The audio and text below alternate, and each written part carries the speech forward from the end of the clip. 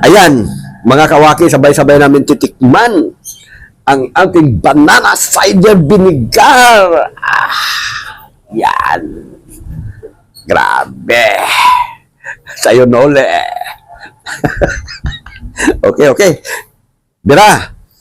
1, 2, 3.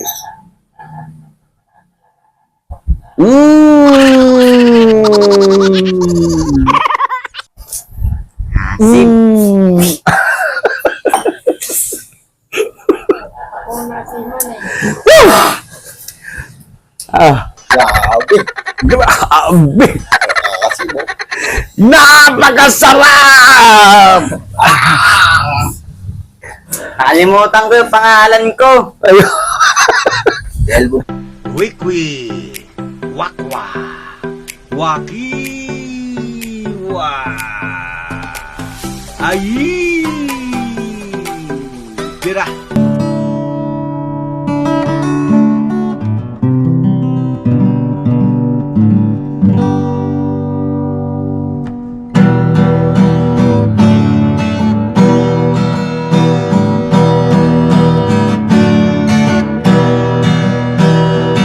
Tayong lahat ay magkakasama. Tayong lahat ay laging masaya. Pagtulong nyo ay Hello po mga kawaki, mga kalindat, mga kabisnis, ano? Ito yung nasarapan natin ngayon. Ito po yung mga overripe na saging, no? Yan, mga overripe. Ano? Ito, mga balat ng saging po ito. Dahil binalatan ko po ito at ilagay pa natin dito sa Wilkins, ano? Kasi gagawa po tayo ngayon, mga kawaki, ng banana cider vinegar. Ayan. Meron na po tayong mga video na ginawa nito mga nakaraan, ano? So, i-update ko kayo kasi marami pa rin nagtatanong, ano? Ngayon, ang ituturo ko po sa inyo ay yung pinaka-practical na madaling matutunan. At ang kaalamang ito ay mapakinabangan nyo at hanggang pa doon sa inyong mga kaapu-apuhan. Dahil ang prosesong ito, hindi naman po halos nagbabago, you know? Ang paggawa ng sukang saging o kaya banana cider vinegar, iisa lang po yung proseso niyan. Ayan, no? Sa mga nagtitinda ng saging, kapag ka mayroon kayong mga natitirang saging na hindi na ibenta, kung baga overripe na, kagaya nito, mangitim-ngitim na siya. Kita nyo naman dyan, you know? Ayan, no? Ibig sabihin, pa-over na yan. Ito, ano? Hindi na siya pwedeng gawing maruya, hindi na siya pwedeng gawing turon, hindi na siya pwedeng gawing bananakyo. Ito ang ginagawa dito ay pinapakain na lang sa baboy, no? O kaya sa mga manok, o kaya sa mga, basta kahit anong klase ng hayop na kumakain ito. Pwede rin sa pato, ano? Pwede naman ganon, ano, na doon ipakain para hindi masayang, para nabangan. Pero kung itatapon nyo lang, sayang, no?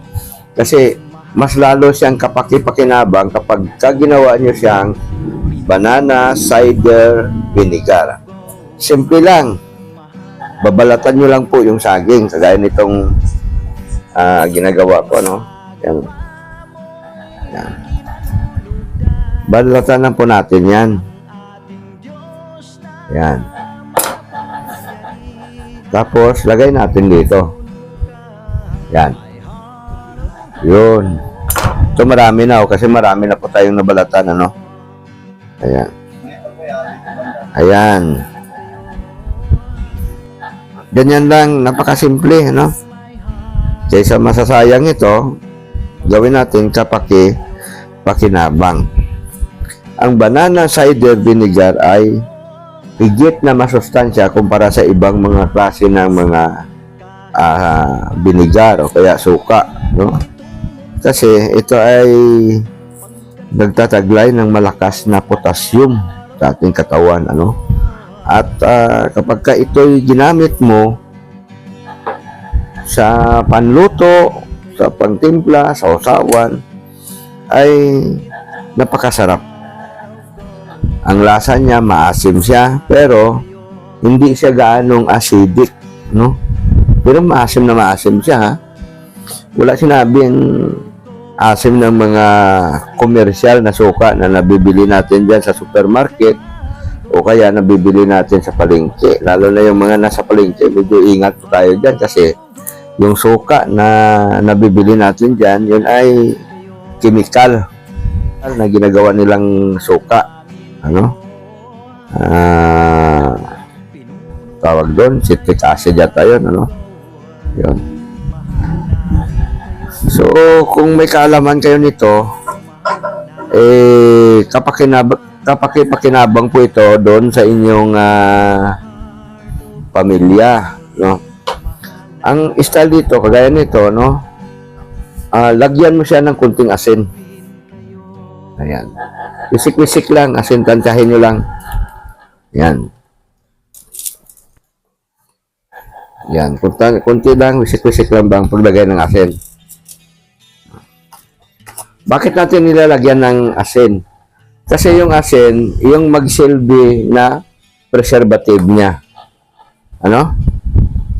At tumagal na tumagal man yung inyong banana cider vinegar, hindi siya basta-basta na masisira.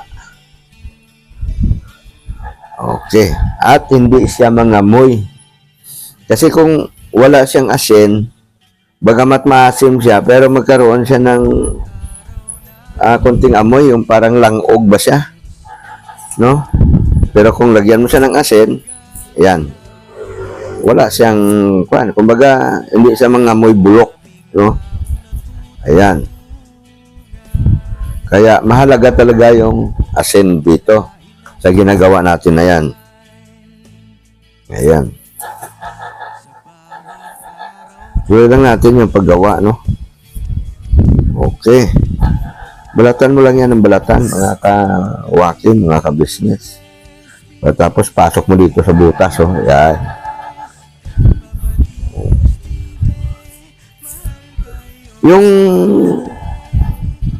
Yung banana cider vinegar ay napakasarap na gawing sausawan, ano? Lalo na sa mga inihaw na isda, inihaw na mga karne, at basta yung mga basta pwedeng paggagamitan ng suka, okay siya, no? Ayan. Ang susunod ko naman ay ipapakita sa inyo kung paano naman siyang gawin na banana herbal wine. Kasi ang saging, nagagawa din po itong wine, ano? Kumbaga, sa isang salita, nagagawa siyang red wine o kaya banana herbal wine. Dahil nakagawa na tayo ng ganun, ano? Sa mga nakaraan nating mga pag-experiment at naging matagumpay naman. O nga pala, mga kawaki, mga ka-business, ano? Hindi lang ang saging ang pwede nyong gawing suka. Basta lahat ng mga prutas na maasim, pwede siyang gawing vinegar. Pwede siyang gawing cider vinegar. Ang proseso ng paggawa niyan, halos parehas lang nito. Ganon din ang proseso niyan. Winiwisikan ng asin para hindi siya A few inches later. mangamoy bulok ba. Kasi kung hindi mo rin ito i-process ng tama, hindi mo rin pakinabangan to. Opo. Mangangamoy man. Oo. Ayan. Tuloy lang natin. Itong mga saging na to, ito yung mga hindi natin nabinta. Yung mga maliliit kasi siya, yun, no? Pero, okay siya, no? Ayan. O, diba? Mga kawaki, mga ka-business. Lalo na yung saging na butuan, yung may mga buto ba. Yun, napakasarap ang suka nun. Yung ito, kahit bagamat ay hinog na siya, pero yung ganitong lahi ng saging, masarap siyang kainin. Mas hinog siya, mas matamis na po siya. Ayan o. Yan. Nakakain talaga siya. Hindi pa naman siya kasi totaling bulok na bulok eh. No? Ayan.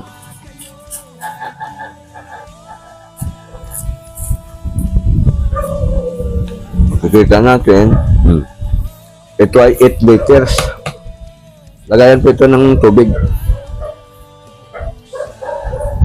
8 liters, ano? Mapupuno na siya natin. Ang estimate ko dito, kapag napuno to siya, no? Makakuha ka dito ng mga nasa 3 na litro ng banana cider vinegar, no? Bakit natin nilalagay dito? Kasi para ma-preserve muna siya.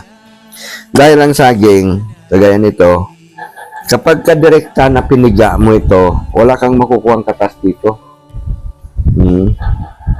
Kasi hindi mo naman ito siya mapiga kapag ka direkta mong gawin, bisa mapiga. Kailangan mo siya talaga mo ng iboburo o kaya ipiperment ba. Yan. Para mapiga mo siya. Okay. Ayan, tapusin ko lang to ha, mga kawaki. Basta malalagay mo lang siya dyan. Ayan. Siyempre, yung masyadong bulok na, huwag nyo nang isali. Oo. Kagaya nito. Parang, kuha na siya. Oo, hindi na siya masyadong maganda, huwag nyo nang isali. Pero, pwede nyo ramang kuhanin yan. Pakain na lang yan sa mga manok o kaya pato, baboy kung mayroon kayo dyan. Alaga. Pag wala, di tapon nyo na lang. Ayan. Ayan. Okay. Makikita natin na halos mapupuno na po itong buti ng absolute natin, no? Water bottle po ito, tawag dito, water bottle. Yung lagayan nito, buti na plastic. Panyan, malinis yan. At pwede mong babaran ng yung mga gagawing banana cider vinegar. Maging yung soha, mangga, apple, ubas, pwede mo siyang gawing cider vinegar. Kaya di ba mayroon na uso yung apple cider vinegar? Actually, yung apple mas madali nga gawin eh. Oo. Kasi hindi ka na magbabalat eh. Tattarin mo na lang siya, saka ilagay sa buti ng ganito, tapos ipe-ferment na mga ilang araw, okay na yun. Ayan. Balat niya po ito.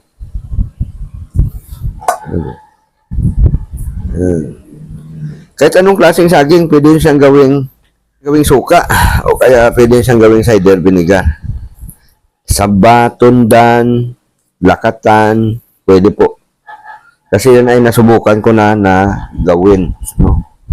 Pero ang pinaka masarap na suka, yung sa saba, no? Saging na saba. Gaya nito, ang ginagawa ko, saging na saba po ito, mga ka-waki at saka mga ka-business. Yan. So, ubos na. Naubos na natin. Yung balatan, ilagay na po natin dito. Ayan. Tapos, patakan natin ulit ng konting asin. Yan. Kunti lang. Kung masobrahan naman ng asin, siyempre maalat. No? Pero hindi naman sama-sama kasi pag nagluto tayo, di ba? O kaya pag nagtimpla tayo natin sa sawan, nalagyan din naman natin ng asin. Ayan. Ayan, okay. So, ngayon, alog-alogin mo na yan dyan. Kaya para ma-mix mo yung asin, abang nilalagyan mo siya ng saging, hanggang dito na siya, limbawa, no? Ayan, no? Wisik ka na ng asin. Tapos kanina, hanggang dito siya, di ba? Nagwisik na naman ako ng asin. Tapos, dito sa taas, naglagay din naman ako ng asin. Tingnan nyo ha, mga kawaki. Ito, nakikita nyo, wala pa siyang katas, di po ba? No? Bukas, magkaroon na po ito ng katas. Magkaroon na po siya ng suka. Magiging binigar na.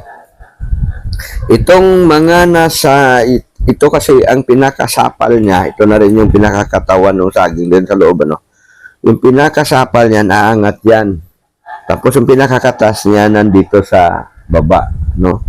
So, bukas din, halimbawa, isang araw, no? O kaya 2 araw, ay may makukuha ka na kaagad na suka, no? Siyempre, ang saging malakas ang pressure, no? So ito, pag sinara mo ito na walang butas, ito, no? Puputok ito. Itong pinaglalagyan mo, puputok siya. Alam niyo bakit? Kasi sobrang lakas ng kanyang pressure. So anong gagawin dito para hindi siya pumutok? Bubutasan po natin ito. Ito yung kanyang pinakatakip. Kapag butas nyo rito, kagaya nito, di ba? Ang gagawin ko lang dito, itusukan lang nito. Ayan o. Ayan, tusok natin.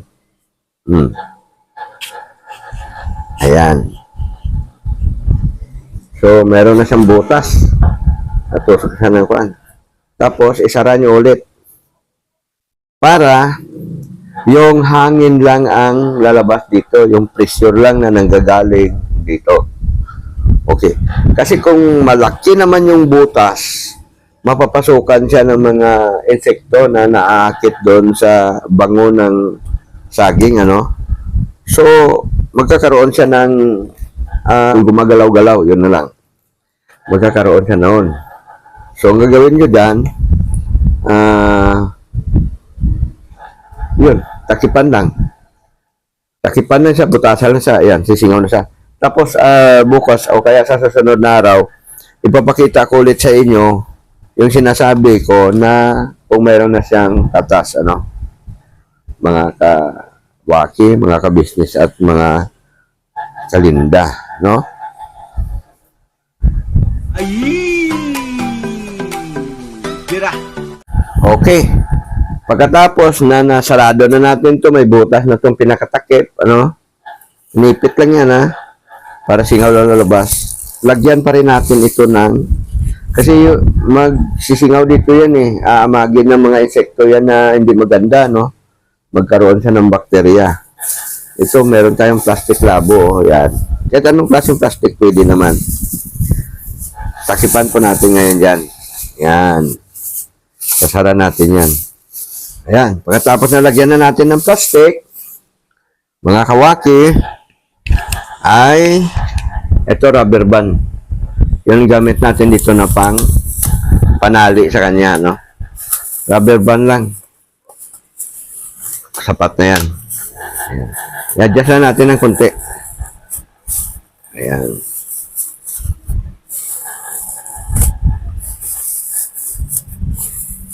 Ayan. So, malinis na malinis siya, mga kawaki, no? Hindi siya mapasok dito, hindi siya mapuntahan ng mga langaw, o kaya yung mga tinatawag na mga batiw-tiw, yung mga lumilipad-lipad na mga insekto, ano? Ayan. So, i-ferment muna natin to. Na depende, makikita natin dito sa dami ng katas niya, Kung isang araw marami na, pwede na natin tanggalin yung unang katas niya. Pero kung kukunti, di antayin natin ng 2 araw. Ano? So yan, mga kawaki, mga kalinda, mga kabisnes, ano? Sabi natin, tayo natin ng 1 araw, 2 araw, pero hindi nangyari yon, ano? Bali, ito ay mga nasa 1 linggo, mahigit. 1 linggo mahigit na siyang naka-ferment, no? Ito yung, yun nga, yung suka natin. Kung napapansin nyo mga kawaki, makikita nyo may katas na siya rito, no? Yan. Ito yung pinakasapal na ng saging. Yan. So, bumababa yung pinakakataas ng kanyang cider. Ito na yung pinaka-cider vinegar niya. Yan. So, ngayon, kuhanin na natin. Kasi, marami-rami na ito. Kunin natin, tignan natin kung gaano kadami makukuha nating banana cider vinegar. Tanggalin na natin itong takip niya. Yan.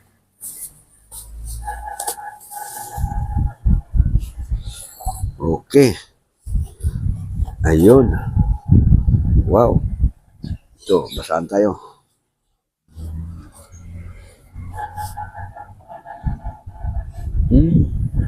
Napakabango mga kawaki. Grabe. Amoy pa lang, napakaasim na. So, kunin na natin. Katas. Lagyan natin ito na yung pinakasapal niya sa taas. Pero yan, mapipiga pa yan, mga kawaki, mga kabisnes. Hindi pa masyadong babad na babad yan, ano? Kunin lang natin to yung mga naunang katas niya, katas. Yung pinaka-cider niya, no? Pinakasuka. Ayan. Okay. Lagyan natin dito.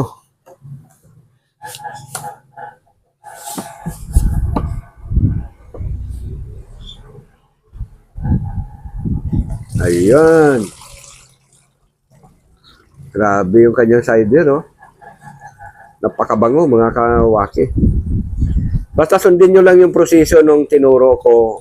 Ang magiging resulta ay napakabango ng kanyang suka.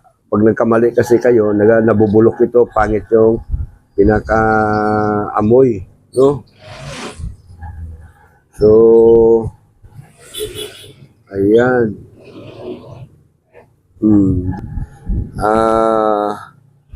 Hindi ko na siya ibabalik papatayo kasi ng katas niya nasa ibaba na, no? Ayan. 1.5 liters na yan. Kuha pa ako ng bote. A few inches later. So ito. Ayan, siyempre, nugasan natin yan. Okay, takipan na muna natin to mga kay, baka matumba pa ba? Ganda ng kanyang kulay, oh. Parang tuba talaga, oh. Ayan. Ang sarap yan, pag hinaluan mo yan ng Coke o kaya Royal, lagyan mo ng itlog, ang sarap. Pagka soft drinks naman, yung ihalo mo dyan, kagaya ng halimbawa, Coke, dapat Coke Zero, ay magiging lasang red wine naman siya. So, ituloy lang natin. Mga kawaki, mga business. Tutok lang. Ayan.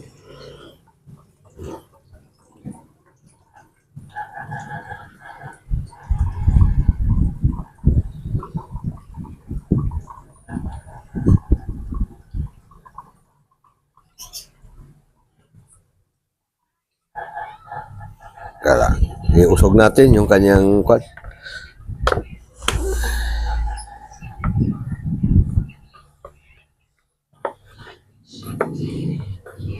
Katas niya nasa ilalim eh. Ayan.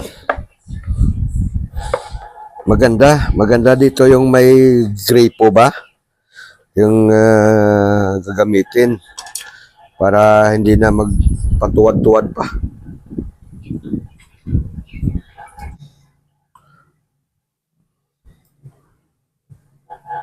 Ayan, mga kawaki, mga kabisnes. So ito, hindi pa ito pwedeng pigain kasi hindi pa siya masyadong fermented, ano. Yung sapal niya, hindi mo siya mapipiga, lulusot pa sa mga screen o kaya sa kamay kapag piniga mo siya. Ito, ipiperment pa natin ito ng 1 buwan o kaya 2 buwan. Actually, kahit umabot pa ito ng taon dito, hindi ito siya masisira.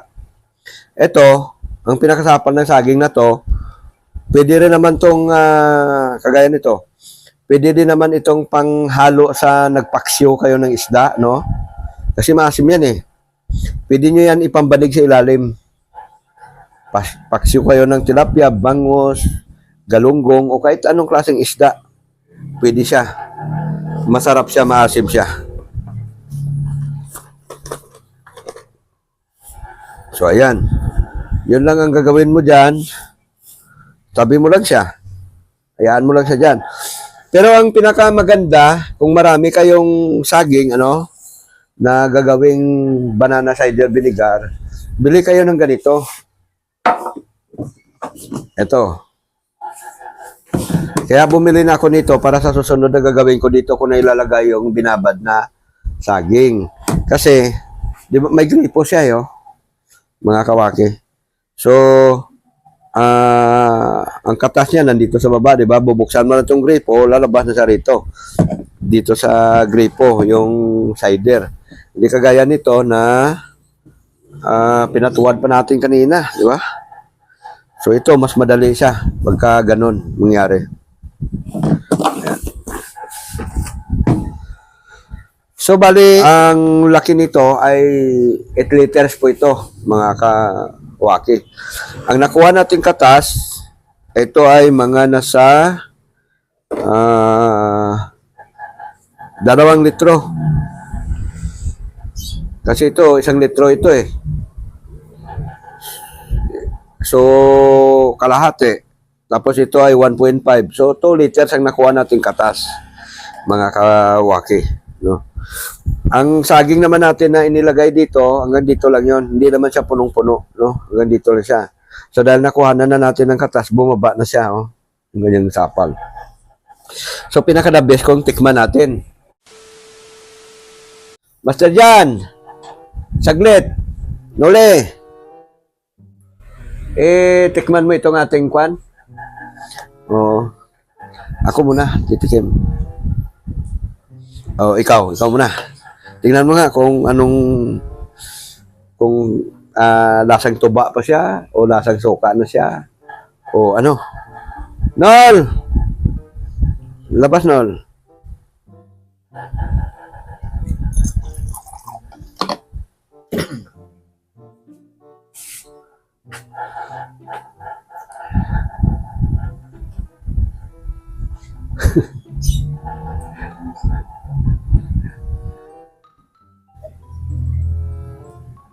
Ano?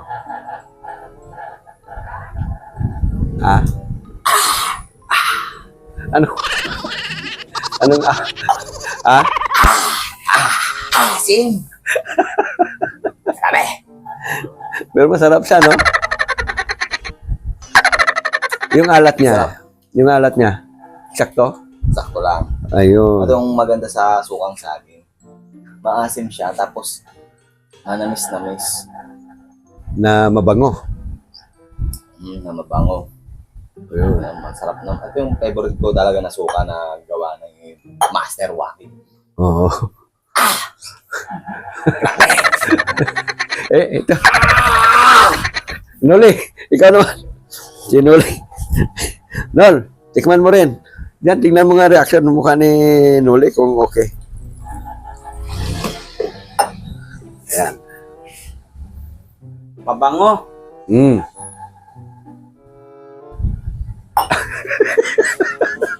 Maasim. Masarap na maasim. Lasa. Parang naluha-luha ka. Naluwa ako sa sobrang sarap. Maasim eh. Hindi yung suka yung maasim, sinuli talaga yung maasim. Ikaw talaga yung maasim daw eh. Ito, ako naman. Ako titigim. Huwag kayong mag-isialis. Inom ng tubig.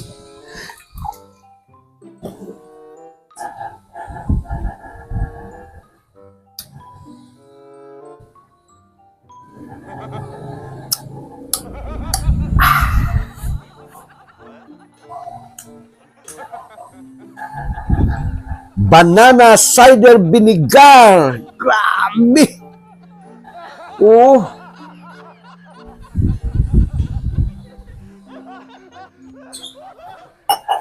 Grabe, napakasarap.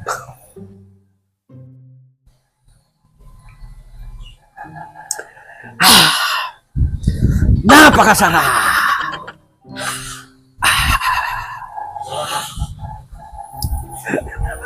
Dito. Sarap yan sa sausawan sa pritong manok. Ditong manok. Grabe, napakasarap. Sili na Napakasarap. lang ang kulang. Banana cider vinegar.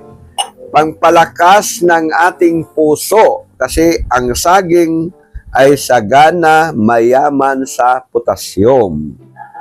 So ayan na mga kawaki, mga kabisnes. Tagumpay yung ating ginawa ngayon na banana cider vinegar. Ayan. So, tandaan nyo yung pag-process nito kasi ito, lifetime ito, nakaalaman. Hindi naman ito nagbabago kahit kailan. Lumipas man yung ilang taon, ilang panahon, ang proseso ng paggawa ng banana cider vinegar ay yun at yun pa rin. Kailangan nyo lang ma-perfect. Tandaan nyo lang, kaya binagalan ko ang pagturo sa inyo para matandaan nyo ng maayos yung proseso, mga kawaki at mga kabisnes. So ayan, mga kawaki, mga kabisnes, patuloy po nating suportahan Kabisnes Official, Kabisnes Family, Papa Dins TV, at siyempre lahat ng mga kasamahan kong kagwangs. Ayun. Yung ating channel, huwag niyo pong kalimutan na patuloy na support. Yung isa pa nating channel, yung backup channel natin, yung Kawaki TV Official. Doon ay mapapanood yung iba't ibang uri ng mga kakaibang mga bagay-bagay na nagaganap sa mundo. Doon yun, papanoorin niyo po roon. At mayroon tayo ganon at mayroon doon, mga kawaki. Siyempre, support po natin, Ma'am Erlinda Official Vlog, Apin TV Official, Pretty Mind 143. Support natin. Si Kamarikoy, support din po natin. Kahimas, yun, si Kahimas, support po natin. Kahimas TV Official.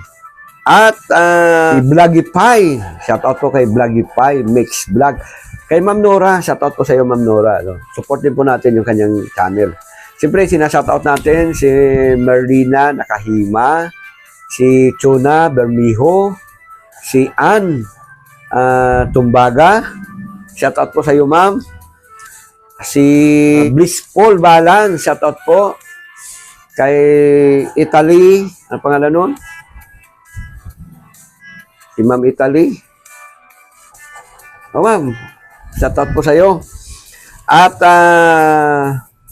sa inyong lahat na mga nanonood ngayon, shoutout po sa inyong lahat. Ma'am E pala, naku, magtatampo si Ma'am E, hindi natin ang banggit. Shoutout po sa iyo, Ma'am E.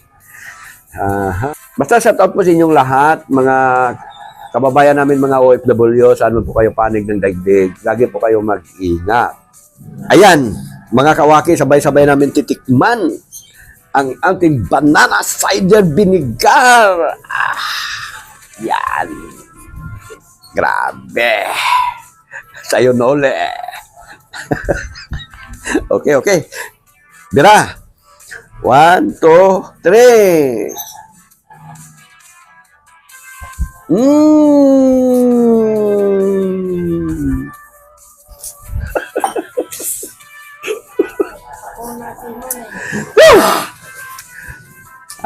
Grabe.